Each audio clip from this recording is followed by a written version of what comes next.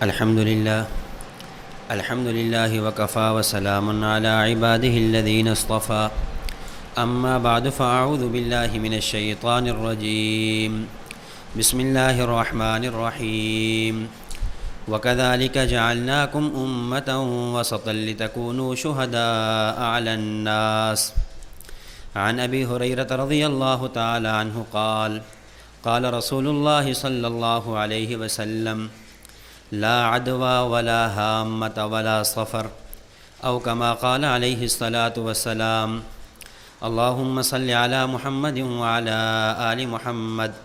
كما صليت على إبراهيم وعلى آل إبراهيم إنك حميد مجيد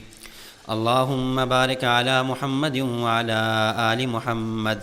كما باركت على إبراهيم وعلى آل إبراهيم إنك حميد مجيد۔ قرآن کریم سورۃ البقرہ دوسرا پارہ آیت نمبر 143۔ اس آیت مبارکہ میں اللہ رب العزت نے امت محمدیہ صاحب الصلاۃ والتسلیم کی ایک خصوصیت بیان فرمائی ہے۔ امت محمدیہ کی جہاں دیگر کئی خصوصیات ہیں، ان میں خصوصیت یہ بھی ہے کہ وَكَذَلِكَ جَعَلْنَاكُمْ أُمَّةً وَسَطًا، کہ اس امت کو ہم نے امت معتدلہ بنایا ہے۔ اس امت میں اعتدال کا وصف ہے، نہ اس میں افراط ہے نہ تفریط ہے، نہ الحاد ہے نہ بدعات ہے، نہ دین میں کمی کرنا ہے اور نہ ہی دین میں زیادتی کرنا ہے، نہ ہی دین کے ثابت شدہ مسائل کا انکار ہے، اور نہ ہی جو چیزیں دین میں موجود نہ ہوں ان کا اضافہ کرنا ہے۔ چنانچہ اہل سنت والجماعت کا بھی یہی موقف اور مسلک رہا ہے کہ وہ دین کے تمام احکام میں، تمام امور میں اعتدال کے دامن کو تھامتے ہیں، چاہے اس کا تعلق ہمارے عقائد و نظریات سے ہو، ہمارے احکام و عبادات سے ہو، ہمارے اخلاق و آداب سے ہو، ان تمام کے اندر جو بنیاد ہے وہ اعتدال ہے۔ نہ افراط کو پسند کیا گیا ہے اور نہ ہی تفریط کو پسند کیا جاتا ہے۔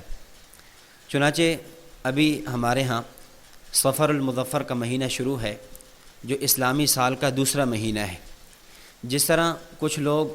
عقائد و نظریات میں اضافہ بھی کر لیتے ہیں، کمی کر لیتے ہیں، افراط کر لیتے ہیں، تفریط کر لیتے ہیں، اسی طرح عبادات کا معاملہ آتا ہے، وہاں پر بھی ایسا ہو جاتا ہے، کسی چیز کا اضافہ کر دینا، کسی چیز کو کم کر دینا۔ بعینی ہی جب مختلف مہینے شروع ہوتے ہیں تو ان مہینوں میں بھی افراط اور تفریط ہو جایا کرتا ہے۔ اب صفر المظفر میں کچھ لوگ ایسی چیزیں جو دین میں ثابت نہیں ہیں ان کو توہمات کے نام سے، خزعبلات کے نام سے، رسومات کے نام سے ان کو دین کا حصہ سمجھ بیٹھتے ہیں، اور کچھ لوگ ایسے ہیں کہ جو چیزیں دین میں ثابت ہیں اس کا انکار کر بیٹھتے ہیں۔ جو چیز ثابت نہ ہو اس کو دین کا حصہ بنا لینا، یہ افراط ہے، یا دوسرے انداز میں یہ بدعات ہیں۔ جو چیز دین میں ثابت ہے اور اس کا انکار کر دینا، یہ تفریط ہے، یا اس کو الحاد کہہ سکتے ہیں۔ تو صفر المظفر میں بھی ایسا ہی ہے کہ اس مہینے میں کچھ چیزیں ایسی ہیں جو توہمات کے قبیل سے ہیں، جن کی شریعت کے اندر کوئی اصل نہیں ہے، شریعت میں کوئی حقیقت نہیں ہے، لیکن اس کو شریعت اور دین کا حصہ سمجھ کر اس کو کیا جاتا ہے اور اس کا نظریہ رکھا جاتا ہے۔ تو صفر المظفر کے حوالے سے جو ہمارے ہاں چند چیزیں رائج ہیں میں ان کا تذکرہ کروں گا۔ سب سے پہلے تو یہ سمجھیں کہ صفر یہ اسلامی سال کا دوسرا مہینہ ہے۔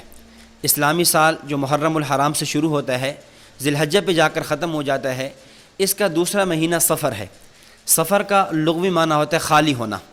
صفرہ، اسی سے لفظ صفر بھی ہے، صفر کو صفر اس لیے کہتے ہیں وہ خالی ہوتی ہے، تو صفر کا معنی ہے خالی ہونا۔ علامہ ابن کثیر رحمۃ اللہ علیہ نے تفسیر ابن کثیر میں اس کی وجہ تسمیہ لکھی ہے۔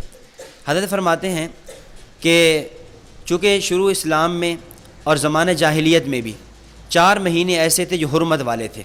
جن کو ہم اشہر حرم کہتے ہیں، کہ جن مہینوں کے اندر قتل و قتال کرنا، ان مہینوں میں لڑائی کرنا، جنگ کرنا یہ جائز نہیں تھا۔ ان میں 3 مہینے تو لگاتار ہیں، ذوالقعدہ، ذوالحجہ اور محرم، یہ 3 مہینے لگاتار ہیں، اور ایک چوتھا مہینہ ہے جو رجب ہے، جو شعبان سے پہلے آتا ہے۔ تو 3 مہینے ایسے ہوا کرتے تھے کہ جن کے اندر قتل و قتال کی اجازت نہیں تھی۔ تو چونکہ اہل عرب کی گھٹی کے اندر قتل و قتال تھا، شجاعت تھی، جرأت اور بہادری تھی، تو ان کے لیے بہت مشکل ہو جاتا کہ وہ 3 مہینے قتل و قتال سے باز رہتے۔ جب یہ 3 مہینے مکمل ہوتے، سفر شروع ہوتا، تو یہ لوگ گھروں سے نکلنے شروع ہو جاتے قتال کے لیے، لڑائی کے لیے، جنگ کے لیے۔ تو چونکہ ان کے نکلنے سے گھر خالی ہو جایا کرتے تھے، اس بنیاد پر اس مہینے کا نام سفر رکھا گیا ہے۔ لیکن اس مہینے میں کچھ چیزیں ایسی ہیں جو زمانہ جاہلیت میں بھی تھیں، اور ان رسومات میں سے کچھ آج ہمارے ہاں بھی ہیں، وہ نظریات اپنائے جاتے ہیں۔ مثلا اس مہینے کو عام طور پہ نحوست کا مہینہ سمجھا جاتا ہے، اس لیے ہمارے ہاں جب ہم یہ لفظ سفر بولتے ہیں، ہم اس کے ساتھ ایک اور قید لگاتے ہیں، یا سفر المظفر کہتے ہیں یا سفر الخیر کہتے ہیں۔ مظفر ظفر سے بمعنی کامیابی، یہ کامیابی کا مہینہ ہے، نحوست کا مہینہ نہیں ہے۔ یا سفر الخیر، یہ خیر کا مہینہ ہے، یہ شر کا مہینہ نہیں ہے۔ تو یہ جو سفر کے بارے میں ایک نظریہ تھا کہ یہ منحوس مہینہ ہے، اس مہینے میں کوئی کام کریں وہ کام پورا نہیں ہوتا، اس مہینے میں شادی نہیں کرنی چاہیے، نکاح نہیں کرنا چاہیے، کوئی اچھا کام نہیں کرنا چاہیے، یہ ایک نظریات تھے جو زمانہ جاہلیت میں بھی رائج تھے، اور ان کا مابقیہ کچھ آج بھی لوگوں کے اندر موجود ہے۔ نبی اکرم صلی اللہ علیہ وسلم نے احادیث مبارکہ میں اس نظریہ کی تردید فرمائی۔ چنانچہ صحیح بخاری کی روایت ہے، حضرت ابو ہریرہ رضی اللہ تعالیٰ عنہ سے مروی ہے، نبی اکرم صلی اللہ علیہ وسلم نے فرمایا، لا عدوہ ولا طیرۃ ولا حامۃ ولا سفرہ، یا 4 چیزوں کی نفی فرمائی ہے کہ عدوہ، یہ جو نظریہ ہے کہ بیماری اللہ کے حکم کے بغیر متعدی ہو جاتی ہے، یہ صحیح نہیں ہے۔ ولا طیرۃ، بدشگونی کا نظریہ، یہ بھی ٹھیک نہیں ہے۔ ولا حامۃ، حامہ ایک نظریہ تھا، مشرکین مکہ کہا کرتے تھے کہ جب کوئی آدمی مر جاتا ہے، دنیا سے چلا جاتا ہے، مقتول ہو جاتا ہے، تو جب تک قاتل مقتول کے ورثاء قاتل سے قصاص نہیں لیتے، اس وقت تک اس کی روح آتی ہے اور وہ آ کر کہتی ہے کہ مجھے خون پلاؤ، مجھے خون پلاؤ۔ تو فرمایا اس کی بھی کوئی حقیقت نہیں ہے۔ اور ساتھ ہی فرمایا ولا سفرہ، یہ جو سفر کو تم منحوس سمجھتے ہو، سفر کو شر کا مہینہ سمجھتے ہو، اس کی بھی کوئی حقیقت نہیں ہے، کیونکہ کوئی بھی مہینہ ہے وہ اس کے اندر جو ہے فی نفسی ہی کوئی برائی نہیں ہوتی۔ اگر برائی آتی ہے تو انسان کے عمل کی وجہ سے آتی ہے،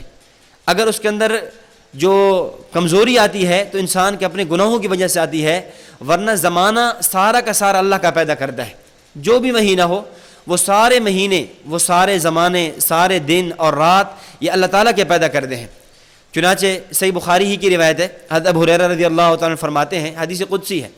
کہ قال اللہ تبارک و تعالی، اللہ تعالیٰ فرماتے ہیں، یؤذینی ابن آدم، ابن آدم مجھے تکلیف پہنچاتا ہے، یسب الدہر، وہ زمانے کو گالی دیتا ہے، کبھی کس مہینے کو منحوس سمجھتا ہے، کبھی کس مہینے کے بارے میں کیا تصورات، کیا نظریات اپناتا ہے، حالانکہ انا الدہر، میں ہی زمانہ ہوں، بید الامر، یہ معاملات کی جو تدبیر ہے یہ میرے ہاتھ میں ہے، اقلب اللیل والنہار، میں دن کو پلٹتا ہوں، رات کو لے کر آتا ہوں، جو کروں میں کرنے والا ہوں۔ زمانے کو برا بلا کہنا گویا مجھے برا بلا کہنا ہے۔ اس لیے کسی مہینے کے بارے میں یہ نظریہ رکھنا کہ یہ منحوس ہے، یہ غلط ہے، یا یہ جو اس مہینے کے اندر خیریں نہیں ہیں، اس مہینے کے اندر شرور ہیں، یہ بالکل غلط ہے۔ اور پھر اگر ہم تاریخ کے اندر دیکھیں تو ہمیں ایسے واقعات ملتے ہیں، اور ایک بہت بڑی تعداد میں ملتے ہیں کہ جس کے اندر سفر کے مہینے میں کیے گئے کاموں میں بڑی خیر تھی، سفر میں جو اعمال کیے گئے وہ ان میں بڑی برکت تھی۔ اور سفر المظفر میں تاریخ کے اندر ایسے واقعات ہیں کہ جس سے امت کے لیے ایک سبق بھی ہے اور امت کے لیے وہ مفید بھی ہیں۔ اگر سفر کا مہینہ نحوست کا مہینہ ہوتا، اگر یہ شر والا مہینہ ہوتا تو یہ نہ پیش آتا۔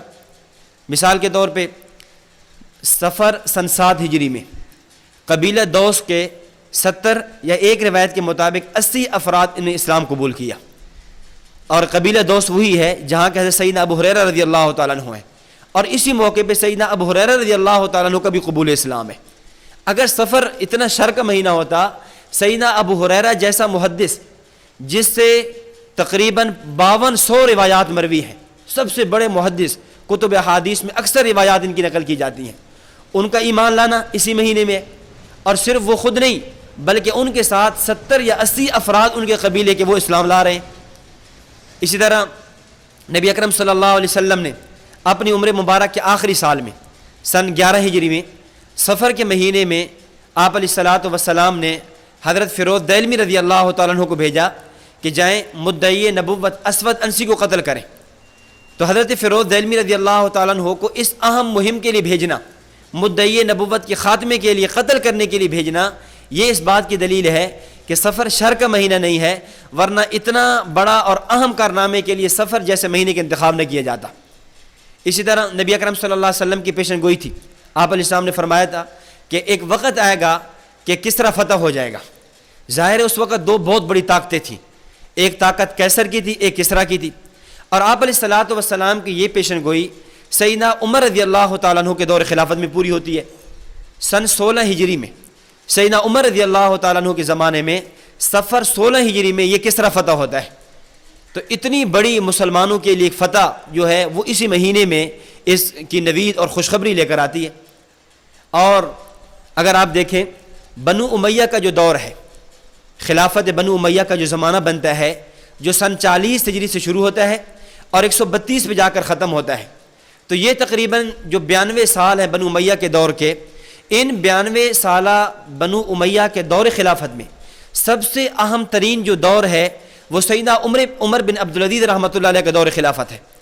عمر بن عبدالعزیز رحمۃ اللہ علیہ کے دور خلافت کے 2 سال، عمر بن عبدالعزیز رحمہ اللہ کا دور خلافت صفر 99 ہجری سے شروع ہوتا ہے اور 101 ہجری پہ جا کر ختم ہو جاتا ہے. تو یہ وہ دور ہے جو پوری بنو امیہ کے دور کا، یعنی جس کو اثر ذہبی سنہری دور سمجھا جاتا ہے. اس دور کی ابتدا بھی کس میں ہو رہی ہے؟ صفر المظفر میں ہو رہی ہے. تو اگر ہم تاریخ میں دیکھیں تو بہت بڑے ایک واقعات ملتے ہیں صفر کے اندر جو خیر کے ہوئے ہیں. لہذا یہ نظریہ، یہ کنسپٹ اور یہ تصور کہ یہ صفر شر کا مہینہ ہے، اس میں کیے جانے والا کام وہ مفید نہیں ہے، بدترین ہے، یہ ساری باتیں توہمات میں سے ہیں، ان کا حقیقت سے کوئی تعلق نہیں ہے. نمبر 2، دوسری چیز صفر کے بارے میں جو غلط مشہور ہے، ایک روایت جو عام طور پہ لوگوں نے مشہور کر دی ہے لیکن وہ بالکل موضوع اور من گھڑت ہے. وہ روایت یوں بیان کی جاتی ہے کہ من بشرنی بخروج صفر بشرتہ بالجنہ، کہ جو آدمی مجھے صفر کے ختم ہونے کی خوشخبری دے گا میں اس کو جنت کی خوشخبری سنوں گا. اعاذنا اللہ. آج آپ دیکھتے ہیں یہ ایسی روایت ہے جو جب سفر شروع ہو رہا ہوتا ہے یا سفر ختم ہو رہا ہوتا ہے، سوشل میڈیا کی زینت بن جاتی ہے، فیس بک پہ آ جاتی ہے، لوگ اس کو بہت زیادہ آگے شیئر کر رہے ہوتے ہیں اور لوگ سمجھتے ہیں شاید ہم بڑے دین کا کام کر رہے ہیں اور ہم ایک اہم روایت کو پھیلا رہے ہیں. حالانکہ یاد رکھیں یہ روایت بالکل موضوع ہے، من گھڑت ہے. مشہور محدث سلطان المحدثین ملا علی قاری رحمۃ اللہ علیہ نے اپنی کتاب الموضوعات الکبیر میں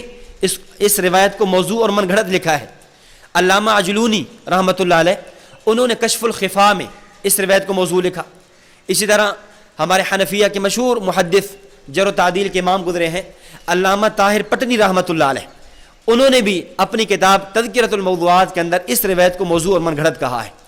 لہٰذا اس طرح کی روایات جو موضوع ہوں، من گھڑت ہوں، اس طرح کی روایات کے بچنا کتنا ضروری ہے اور ان روایات کے بیان کرنے پر کتنی بڑی وعید ہے. نبی اکرم صلی اللہ علیہ وسلم کی مشہور حدیث ہے جو درجہ تواتر تک پہنچی ہوئی ہے، من کذب علی متعمدا فلیتبوأ مقعدہ من النار، کہ جو آدمی میرے اوپر جھوٹ بولے، جان بوجھ کر جھوٹ بولے، ایسی حدیث جو میری نہیں ہے، میں نے بیان نہیں کی اور اس کی نسبت میری طرف کر دیتا ہے، فلیتبوأ مقعدہ من النار، اسے چاہیے کہ اپنا ٹھکانہ جہنم میں بنائے. اتنی بڑی وعید ہے موضوع روایت کے بیان کرنے پر. تو اس طرح کی یہ روایت بیان کر کے صفر المظفر کے بارے میں یہ جو کہا جاتا ہے یہ بالکل موضوع اور من گھڑت ہے، اس سے بھی بچنا ضروری ہے. اور تیسری بات سفر کے حوالے سے کہ سفر کی آخری بدھ، اس کو عام طور پہ لوگوں کی اصطلاح کے اندر اس کو سیر بدھ کہا جاتا ہے. سیر بدھ کا معنی یہ ہے کہ بعض لوگوں کا نظریہ یہ ہے کہ سفر چونکہ شر کا مہینہ ہے اور اس کی جب آخری بدھ آتی ہے شرور ختم ہو جاتے ہیں، اور دلیل یہ پیش کرتے ہیں کہ نبی اکرم صلی اللہ علیہ وسلم کی جو بیماری سفر میں شروع ہوئی تھی وہ آخری بدھ کو جا کر ختم ہو گئی تھی. اس لیے آپ علیہ الصلوۃ والسلام نے غسل صحت فرمایا اور اس بنیاد پر لوگ اس دن کے اندر چوری بناتے ہیں، اس دن کے اندر سیر کے لیے جاتے ہیں، اچھے اچھے کھانے بناتے ہیں، ایک دوسرے کو مبارکباد دیتے ہیں. بلکہ بعض شہروں میں تو یہاں تک بھی تصور ہے کہ اس دن کو عید کے دن کی طرح سمجھا جاتا ہے، اس پر جو ہے عیدی دی جاتی ہے اور بہت عجیب و غریب خرافات کی جاتی ہیں. حالانکہ اس کا حقیقت سے کوئی تعلق نہیں ہے. پہلی بات تو یہ ہے کہ اگر نبی اکرم صلی اللہ علیہ وسلم کی بیماری کو دیکھیں تو بیماری سفر کی آخری بدھ کو شروع نہیں ہوئی، ختم نہیں ہوئی بلکہ شروع ہوئی ہے۔ چنانچہ مشہور محدث اور سیر نگار حضرت مولانا ادریس کاندلی صاحب رحمۃ اللہ علیہ نے مشہور زمانہ کتاب سیرت المصطفیٰ کی آخری جلد میں لکھا کہ نبی اکرم صلی اللہ علیہ وسلم کی بیماری کی ابتدا 28 صفر بروز چہار شنبہ، یعنی بدھ کے دن 28 صفر بدھ کے دن آپ کی بیماری کی ابتدا ہوئی ہے۔ اور یہی بات مفتی اعظم پاکستان مفتی محمد شفیع عثمانی صاحب رحمۃ اللہ علیہ نے سیرت خاتم الانبیاء میں نقل کی ہے۔ اس کے علاوہ بھی کئی سیر نگاروں نے یہی بات نقل کی کہ نبی اکرم صلی اللہ علیہ وسلم کی بیماری سفر کے آخری بدھ کو ختم نہیں ہوئی بلکہ شروع ہوئی ہے، اور پھر آپ علیہ السلام کی بیماری یہ 12 ربیع الاول تک چلی ہے، پھر 12 ربیع الاول کو آپ علیہ السلام کا انتقال پرملال ہے۔ تو یہ جو سفر کے بارے میں یہ نظریہ ہے یہ بھی غلط ہے۔ تو اس طرح کئی نظریات ہیں، کئی توہمات ہیں، ان کا حقیقت سے کوئی تعلق نہیں ہے، ان تمام سے بچنا بہت ضروری ہے۔ اور خاص طور پہ ہمارا جو تعلق ہے ایک اہل علم طبقہ سے ہے، علماء سے ہے، طلباء سے ہے، تو ہماری یہ ذمہ داری بنتی ہے۔ حضرت استاد محترم دامت برکاتہم العالیہ بارہا یہ بات جملہ ارشاد فرمایا کرتے تھے کہ بحیثیت عالم ہونے کے، بحیثیت طالب علم ہونے کے ہماری ذمہ داری بنتی ہے کہ جس وقت میں، جس زمانے میں، جس مہینے میں، جس علاقے میں جو بدعات شروع ہو جائیں، جو رسومات شروع ہو جائیں، جو توہمات اور خرافات شروع ہو جائیں، ہماری ذمہ داری بنتی ہے ہم امت کو اس سے بچائیں، امت کے سامنے اعتدال کا موقف پیش کریں، ایسا موقف لائیں جس میں نہ افراط ہے نہ تفرید ہے، نہ اس میں بدعات ہے نہ اس میں الحاد ہے، نہ کمی ہے نہ زیادتی ہے، وہ پیش کرنا ہے۔ تو اب اس موقع پر بھی ایسا ہوتا ہے کہ یہ جو چیزیں ہیں ان کا دین سے دور دراز سے بھی تعلق نہیں ہے، لیکن لوگ ان کو دین کا حصہ سمجھ لیتے ہیں اور اس کو دین سمجھ کے پیش کرتے ہیں، اس کو امت کے سامنے لایا جاتا ہے۔ اور پھر بعض لوگ کیا کرتے ہیں کہ اسی کو بنیاد بنا کر، ان توہمات کو بنیاد بنا کر جو شریعت کے ثابت شدہ مسائل ہیں ان کا انکار کر بیٹھتے ہیں۔ توہمات کو بنیاد بنایا، کرامات کا انکار کر دیا، توہمات کو بنیاد بنایا، کشف کا انکار کر دیا، توہمات کو بنیاد بنایا، تصوف کا انکار کر دیا۔ بھائی کیوں؟ کہتے جس طرح یہ توہمات ہیں ان کا حقیقت سے کوئی تعلق نہیں ہے، کرامات یہ بھی کہانیاں ہیں، کشف یہ بھی کہانیاں ہیں، تصوف یہ بھی کہانی ہے، اس کا بھی شریعت سے کوئی تعلق نہیں ہے۔ حالانکہ یہ بات بالکل غلط ہے۔ یہ لوگ جنہوں نے ان توہمات کو دین میں شامل کیا، یہ لوگ افراد کا شکار ہوئے۔ جن لوگوں نے اس کو بنیاد بنا کر توحید کے نام پر امت کو دھوکہ دیا، توحید پر غلو کر کے یہ جو کرامات، کشف، تصرف اور جو ہے جادو اور تصوف، ان چیزوں کو جو شریعت میں ثابت تھیں ان کا انکار کر دیا، یہ بھی غلط ہے۔ حالانکہ اگر یہ چیزیں ثابت نہیں ہیں، ہم اس کے نہ ثابت ہونے پر دلائل پیش کرتے ہیں، اور اس کے مد مقابل کرامات وہ دین ہی کا حصہ ہیں، شریعت ہی کا حصہ ہے، اور اس کا ثبوت قرآن سے بھی ہے، احادیث سے بھی ہے، صحابہ کرام رضوان اللہ علیہ مجمعین کے واقعات سے بھی ہے۔ اور تو اور جو لوگ کرامات کا انکار کر رہے ہیں خود ان کی کتب میں بھی کرامات کے ڈھیروں واقعات موجود ہیں، تو اس بنیاد پر ہم کرامات کا انکار نہیں کر سکتے۔ تو قرآن کریم میں اللہ رب العزت نے یہی بات سمجھائی ہے کہ وَكَذَلِكَ جَعَلْنَاكُمْ أُمَّةً وَسَطًا، ہم نے یہ جو امت بنائی ہے امت محمدیہ، امت معتدلہ ہے، اس لیے اعتدال کا تقاضا یہ ہے کہ شریعت کے ہر حکم میں اعتدال کے دامن کو تھاما جائے، چاہے اس کا تعلق عقائد سے ہو، چاہے اس کا تعلق عبادات سے ہو، چاہے اس کا تعلق معاشرات سے ہو، چاہے اس کا تعلق کسی مہینے سے متعلقہ مسائل سے ہو۔ تو یہ جو سفر المظفر کے حوالے سے کچھ خرافات ہیں یا کچھ بدعات ہیں یا کچھ توہمات ہیں اور امت کے اندر عام کر دیے گئے ہیں، ان سے ہمیں بچنا چاہیے اور امت کو بچاتے رہنا چاہیے۔ اللہ تعالیٰ سے دعا ہے کہ اللہ رب العزت صحیح معنوں میں اہل سنت والجماعت کے مسلک پر کاربند رہنے کی اور مسلک اعتدال کو تھام کر افراط اور تفریط سے بچ کر زندگی گزارنے کی توفیق عطا فرمائے۔ وآخر دعوانا ان الحمد للہ رب العالمین۔